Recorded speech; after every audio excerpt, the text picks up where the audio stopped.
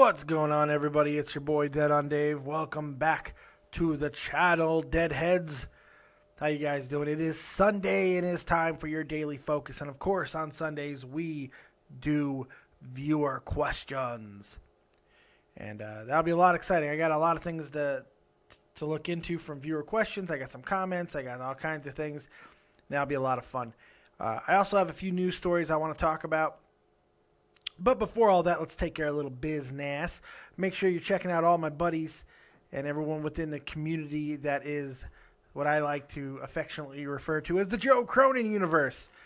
Joe Cronin got his channel back. Everything is back on JoeCroninShow.com on YouTube/Joe Cronin Show. Make sure you're checking stuff out there. Hopefully we'll be doing State of the WWE sometime today, as well as, of course, the Monday Night Raw review, which will now be back on Joe Cronin Show. So that's really exciting. No more Spectrum Gaming 617, so that's exciting. Also, Tommy C, my boy Tommy C, over at Shot from the Point. Shot from the Point live tonight, 3 p.m. Eastern Standard Time. I believe that's still the case, even with the time change. He's still going to be sticking at that same time. So make sure you're checking out Tommy C and the crazy cast of characters he has over there, talking about this week in hockey. So all that stuff going on. Make sure you're checking all that stuff out. What are you looking at me for, baby? Nothing. The wife is staring at me. Making... Staring at you. We actually had a good skit. Well, not a skit, a bit. Because it wasn't planned. It was just a thing that happened. But because my friggin' XSplit is an asshole, I lost it all. But that's okay. So, hey, I really appreciate people trying to help me out the other day when I was sick. I reached out to a bunch of people to do videos. Unfortunately, none of them really manifested itself to a helping situation, but it's not completely their fault. It's a lot of factors happened into it. Crowley blames Google Drive. That doesn't compute, but whatever. It's all good. Tony Barrasso, he also made a video. I have not put it up yet. I don't know if I'm going to be able to. I got to see where I can use it and when I can use it, but that will get used at some point and all that good stuff. If you want to support the channel, there are plenty of ways to do so. The easiest way, of course, is to go ahead and hit the like and subscribe buttons right now if you have yet to do it. Like and subscribe this channel. Numbers are important. Numbers are my friend. So go ahead and like and subscribe. That'd be great. You could also send in memes. You see that I have a little meme box. I have all kinds of cool memes. If you want to have a meme that you think is hilarious, add it into the box. Go ahead and send it to me right here in the comment section below. I believe you can send it there. You can also do it on Twitter at DeadOnDaveV. You can hit me up on Facebook.com/This Guy's Take on It, or over on Skype, David Vancura, DavidVancura. You can check me out and you can send me all that information, memes, whatever, through any of those mediums. Also, if you want to be on the amazing interview show, Creators Corner, which I have not had time the last couple of weeks to take care of because of this illness that is probably going to be the death of me, Skype is the best way to do that. So hit me up on Skype. Tell me what you do. If you do music, comedy, art, you make macaroni sculptures of wrestlers, I don't care what you do. If you have a story to tell and you want to tell it, this is your place. So go ahead and hit me up and we will set up a meeting and I will interview you. Also, another way to support is, of course, deadondave.spreadshirt.com, and you can check out all the merchandise there. Buy the copious cup, the copious shirt, the Dave to the face shirt, all kinds of really cool things that have all been created by the great and legendary Isaac Rojas. All right, thank you for sitting through all my gratuitous plugs. Other than that, let's get to the stories, shall we? I got two stories I want to talk about, and then we will get into the viewer questions. Let's start with Tommy Dreamer.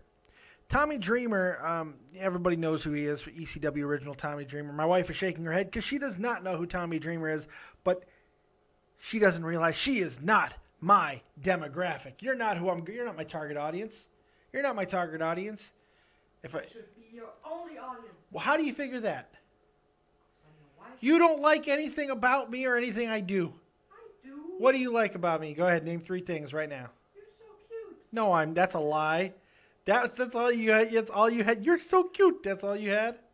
What? That's terrible. I said 3 things. You named 1 lie, and that's all you got. Yep.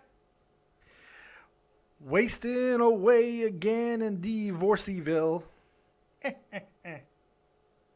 No, she didn't find that joke funny. She didn't find that joke funny.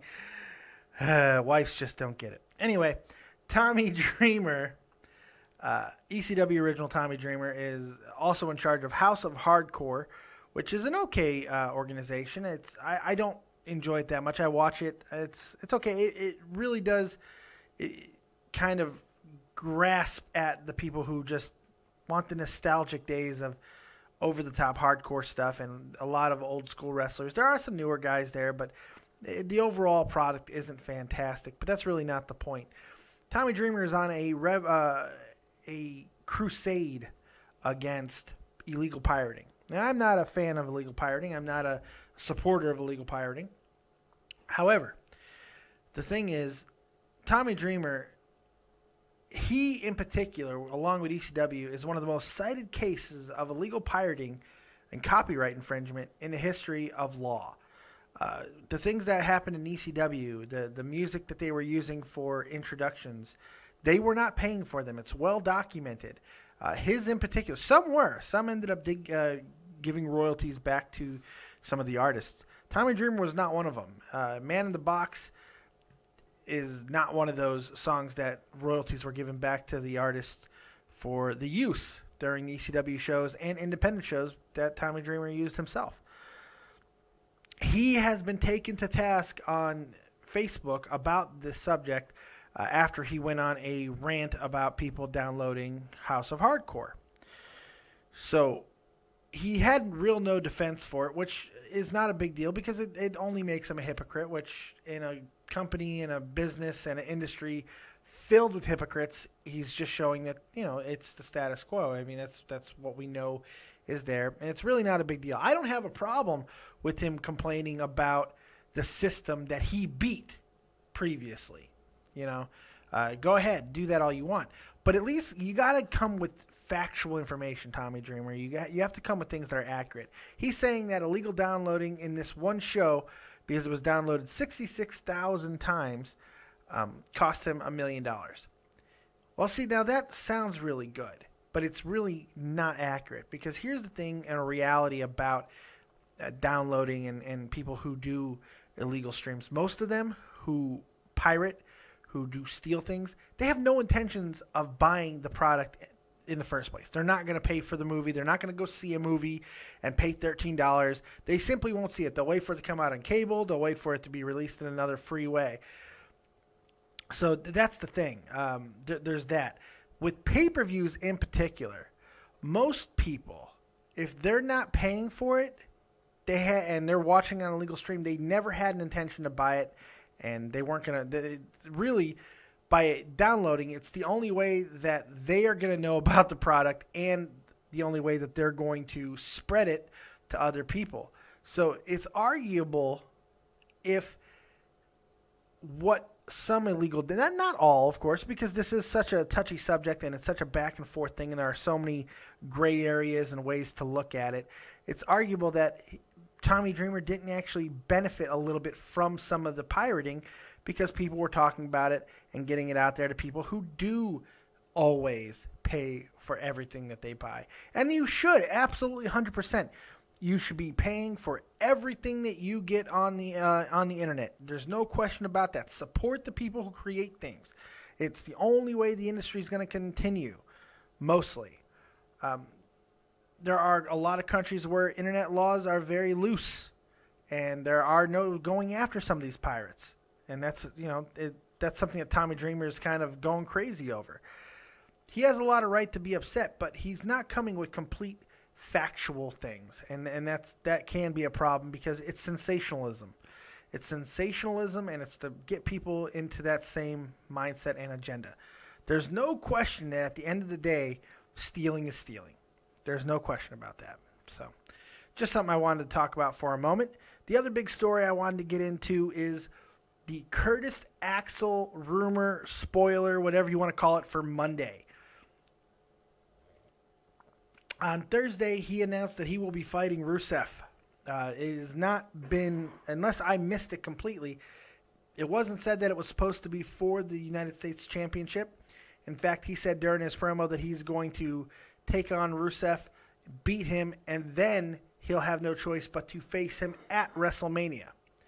All that being said, there are rumors going wild that I don't even think these are rumors. These are just people thinking of likely scenarios of how John Cena is going to get his way into a match with Rusev at WrestleMania. A lot of people are thinking, and things are flying all over the interwebs, that Curtis Axel will have a United States Championship match with Rusev on Monday Night Raw, where John Cena will screw Rusev and Curtis Axel will become the new United States champion, thus thrusting Rusev into a match with Cena at WrestleMania. I can't tell you how many ways this doesn't make sense, but it does. Because if Axel wins the belt off of Rusev, wouldn't that kind of mean that a rematch is warranted, and wouldn't that happen at WrestleMania?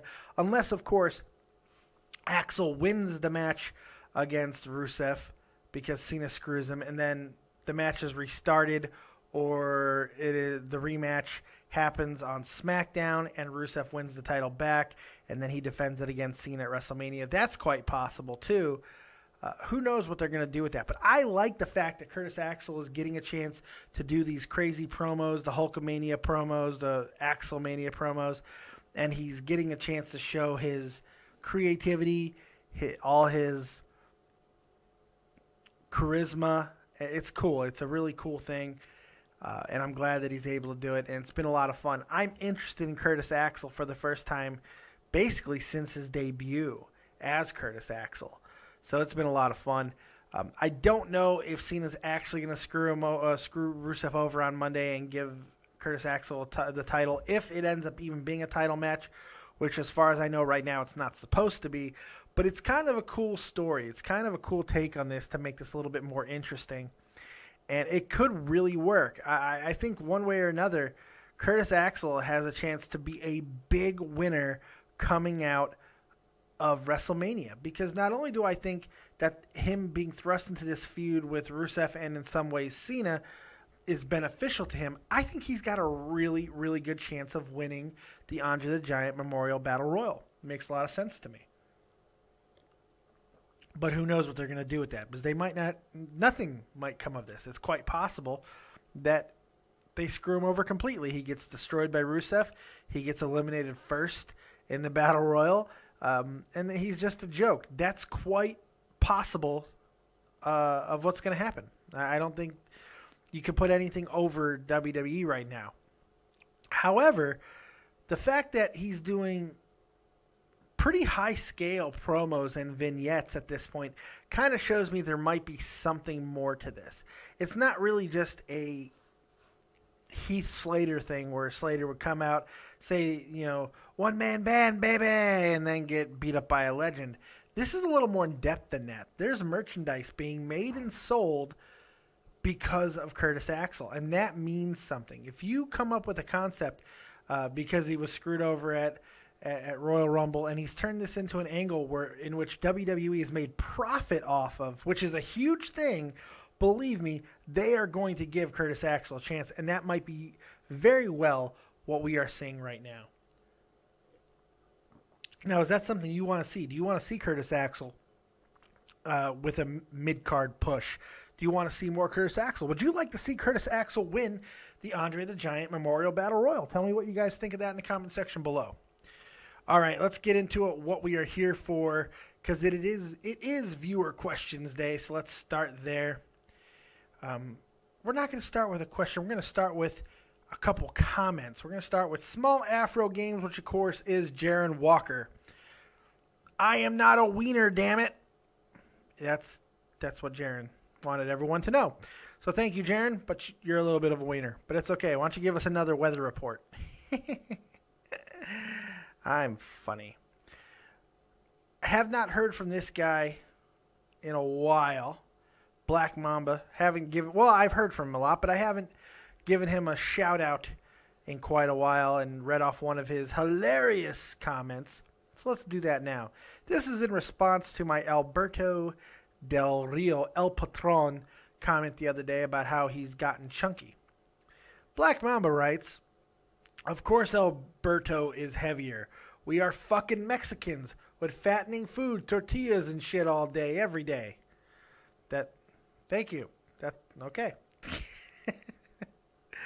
That's fantastic. All right. One final comment before we get to some of the questions and stuff. Another Jaron Walker thing, and I really haven't read this too much because it's long, but I'm going to go ahead and read it right here. And this is his idea for booking, I guess, to WrestleMania. Let's see what Jaron has to say. "Hey, I was thinking to myself and thought about if I wrote Raw for a night." Okay, it's a Raw booking. "Tell me if this is good booking. Scrap all the storylines." So I'm going to stop you right there because you can't scrap the storylines. But I'll continue. "That are going on right now besides Reigns and Lesnar. Strike two. Nobody wants to see it." It's not that you would have to scrap this one too. "And Wyatt and Taker. I'd scrap that as well. That's just me. We kick off the night with a tag team championship match. Usos versus Kid and Cesaro in a 2 out of 3 falls match." They can do that right now without scrapping all of the storylines. And how are you going to scrap the storylines if you start off immediately with a storyline that's already happening? I don't know. Then in the middle, he doesn't give us a winner. Then in the middle of Raw, an actual Royal Rumble match. You want to have a Royal Rumble match in the middle of Raw. I'm not following that too much either. And the winner getting to choose if he wants to go for United States Intercontinental Championship or at WrestleMania. Well, you could just do a Battle Royal for that, but Money in the Bank is the same type of concept. I don't know. Same rules as the Royal Rumble with superstars coming in at 90-second intervals. I think if you do another Royal Rumble on Raw, it really does degrade what the Royal Rumble stands for. And Lord knows the Royal Rumble is already degraded enough, for Christ's sake. Then in the main event, have a fatal 4-way elimination Divas Championship match. No DQ, no countout, no holds barred between Paige, AJ, Brie, and Nikki. I think that might end up being the lowest rated Raw in history because if you're going to have a fatal 4-way elimination Divas Championship match, you got to have 4 better Divas than that. Now, half the equation is good. Paige and AJ. Brie and Nikki, they can't work that type of match. I'm almost 100% positive of that. And the reality is, even really high-level good women's wrestling is only going to appeal to so many people. A lot of people, if they're tuning in at that late on a Raw, of a 3-hour Raw, the last half hour, and they see that the final match is going to be a Divas Championship match, they might be tuning out. And I'm not trying to be a dick or misogynistic. I'm just simply telling the truth here because that's where we are right now, especially with the WWE product. They're not going to give them a chance. So if they wanted to do this, it would have to be, if they wanted to give Divas a chance, in my opinion, I think that they would have to do some kind of a battle royal between new Divas and old Divas. You'd have to get some people that would generate some interest. Like you'd have to get Alita involved. You'd have to get a Trish involved. Bring back Mickie James. Sign Karma. Bring up some of the girls from NXT. That's the way. And then add in people like Paige and AJ and maybe even Natalya. And Nikki as well since she's the champion. But that's what they would have to do to get some serious interest on Raw. Because, look, unless they're going – not one match is going to fix the problems in the Divas division on Raw. And believe me, them not getting more than 3 or 4 minutes during a show is not the only problem and the only reason as to why Divas are not given a chance. Now, I don't know if anybody watched the SmackDown match between Brie and Paige. I like to give Paige a lot of credit and stuff, but that was not a very good match. And they gave them a lot of time. There was it was at least a 5-minute, 6-minute match, which is a good amount of time for a Divas match, considering that most of them don't get much more than that anyway. But 6, 7, 8 minutes is not bad for a Divas match. It just wasn't very good. It was quite boring. I thought SmackDown was actually pretty good overall, but it just wasn't a fantastic match. A lot of botches. Brie just cannot go. Oh, no, I'm sorry. It wasn't Paige. It was AJ and Brie. Excuse me. And I don't know if AJ's just getting back into the groove or whatever, but it just seemed like there was a lot of sloppiness going on in that match. Is what it is, really. I don't know. And honestly, I don't even know how much I was paying attention during that match. I don't know. It's just the only Divas that I'm really into right now are they're not even Divas. They're women's wrestlers, and they're down in NXT. So I think you got some good ideas there, Jaron. I think needs some tweaking. But, hey, keep writing, buddy, because you're the future of professional wrestling. God help us all. I'm just kidding, buddy. Good job. All right, Victoria Reigns writes, do you think Seth Rollins is going to cash in Money in the Bank at Mania, or do you think he might do it the night after Mania? I've been thinking Mania all along. I've been saying Mania. He's going to probably be cashing it in on Roman Reigns. Now, here's my thing. If Reigns does indeed beat Lesnar and Lesnar goes away, he goes to UFC, he leaves WWE, if he does not have a new contract in place, then I think it is a very good possibility that Seth Rollins does cash in that night. It's about a 60% chance, I think. If Lesnar wins, there's no chance he cashes in at Mania. And here's the thing. With all the booking that is going on, his scheduled last night is not WrestleMania. His Brock Lesnar's scheduled final night is the night after WrestleMania, Monday Night Raw. So there's a possibility that this Roman Reigns thing has been one long friggin' work just to get him to the top of the main event roster, but maybe not giving him the belt. Now, it's possible Lesnar beats Reigns and nothing happens. He beats him, and then the next night, Lesnar comes out doing his thing. Reigns immediately thrusts himself, he's not going away out of the main event picture, spears him, whatever, and out comes Rollins to cash in. There is a very good possibility that happens, and it would be huge. People would be freaking the hell out. It would be awesome. And then Lesnar would go away after that. That's if Lesnar is going away. So I think there's probably a 60% probability, depending on what happens at Mania, that he cashes in on WrestleMania if Roman Reigns wins. If not, I think it's very likely Seth Rollins will cash in the night after on Monday Night Raw. Good question, Victoria. Thank you as always. Derek Dixon. He responds to my Mount Rushmore video. The faces on Mount Rushmore, which I believe was last week's Sunday video. Hogan, Flair, Rock, Stone Cold, Jake the Snake. Too many, it would be tough. Fair enough. PG legend Princess Elsa. That was a mouthful. Also does the same thing. Gives us her Mount Rushmore. God. I've inadvertently stumbled onto a troll here, people. PG legend Princess Elsa writes, Ryback, Eva Marie, Queen of PG, Brocky Lesnar, and the Bunny. Don't feed the trolls, people. Don't feed the trolls. JSLAYY also responds to the Mount Rushmore, and he writes, my Mount Rushmore, and I got to say, he did an even better job than I did, because he took my concept and went a little bit farther. My Mount Rushmore, Gorilla and Heenan. Look, I like Gorilla Monsoon, but I'm going to go with JR over Gorilla in the play-by-play commentary position. But Heenan, I'm right with you there. Okerlund And Howard Finkel. I forgot the Fink. He would be my announcer as well. That's a really, really good catch. I'm glad you brought that up. As far as wrestlers, he wants to specify that in no way are these his favorite wrestlers, but individuals who changed the business and revolutionized it. His four is Hogan, Flair, San Martino, and Austin. Basically the same thing I went with, except for HBK over San Martino, but I was very close to putting San Martino on there. Very good list, very good Mount Rushmore. Great job, JSLAYY. Good job. Let's see here. Final question today.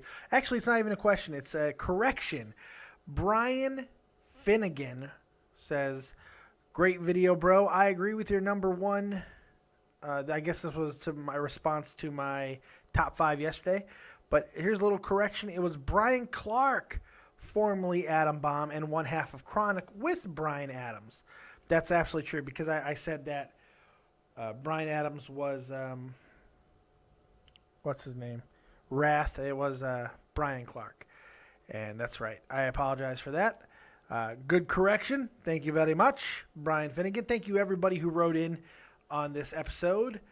You guys were awesome as always.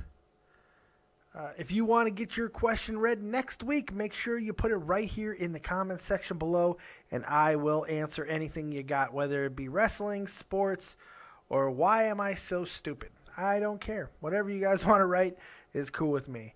It's a little bit of a short video today, but I do have a lot of other things planned. We'll see what happens. Keep your Skypes on. Contact me if you want to be on Random 5 Questions. Write in the comment section below. First person who writes that they want to be on Random 5 Questions, I will put you on tonight. Sometime today, I will put you on. If you write in the comment section below that you want to be on 5 random questions, put in the comment section below and I will put you on. Boom. I said it enough times. I think that you get the message. So go ahead and keep your Skypes on. David Vancura, DavidVancura. Hit me up there and we will do this thing. Other than that, that's all I got. I'm not feeling very well, as you could probably hear, because I've rambled through this entire video. But that's all I've got. Thanks for joining me right here on Dead on Dave Productions. I appreciate it, as always, and we will see you next time. Peace.